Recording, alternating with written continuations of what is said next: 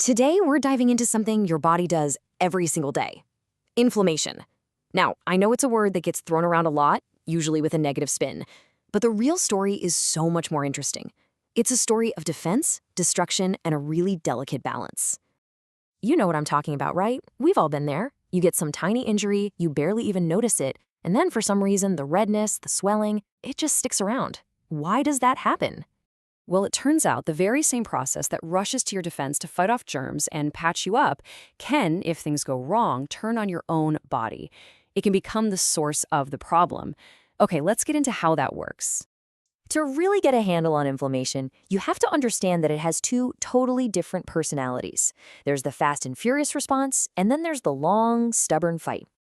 And this slide just lays it all out perfectly. On one side, you've got acute inflammation. Think of this like a SWAT team. It's incredibly fast, super intense, it's over in a few days, and the whole point is to neutralize the threat and get out. The star players here are cells called neutrophils. And the goal? Total resolution and repair. But on the other side, you have chronic inflammation. This is more like a long, drawn-out siege. It can go on for weeks, months, even years. And the cells in charge are different too. We're talking macrophages and lymphocytes. The scary part is, if this goes on too long, it can actually lead to tissue destruction and permanent scarring, which is a process called fibrosis. So, who are these cells anyway? Who are the key members of these two very different response teams? Let's meet them. The undisputed star of the acute response is the neutrophil. These guys are the first responders of your immune system, no question. Within 24 hours of an injury, they flood the scene.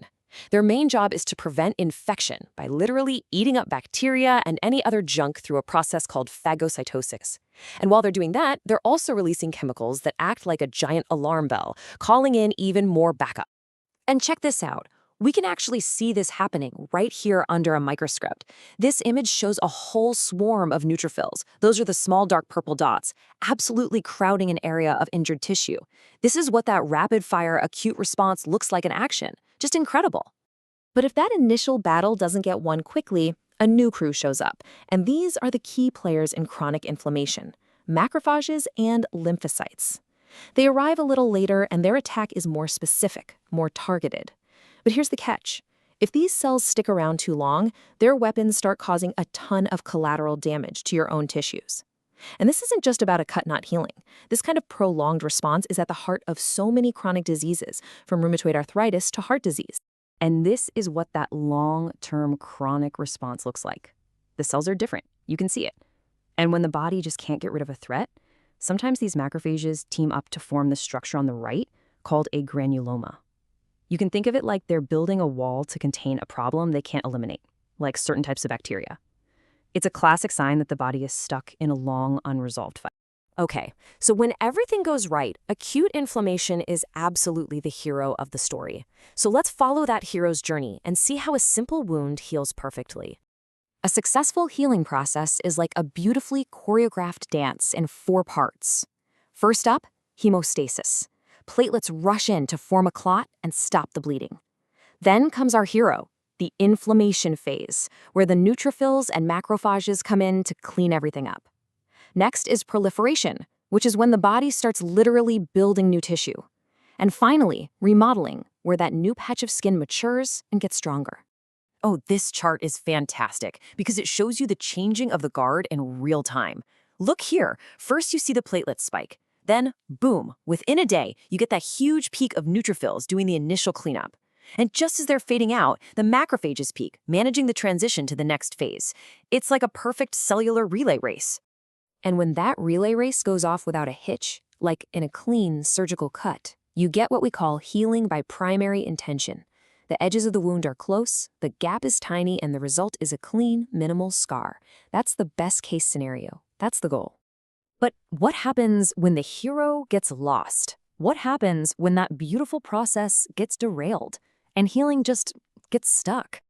This is where the story takes a really dark turn. Because for millions of people, a wound can become chronic. It can fail to heal for months or years, or sometimes never at all. So what's the fundamental problem? It's that the whole healing process gets trapped. Instead of moving on from inflammation to rebuilding, the wound is just stuck in this state of constant unresolved inflammation.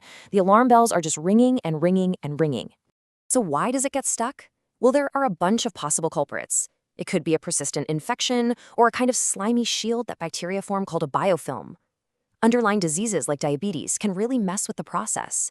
Or sometimes it's just repeated injury to the same spot. And on a molecular level, the wound is just flooded with inflammatory signals, and there's this imbalance of enzymes that are supposed to break down old tissue. They're like a demolition crew, but in a chronic wound, they go into overdrive and start tearing down new tissue as fast as the body can build it.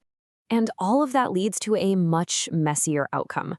When a wound is really large or it gets stuck in that inflammatory loop, it has to heal from the bottom up. We call this healing by second intention. The body's repair attempts are way more intense, more disorganized, and you end up with much more significant scarring.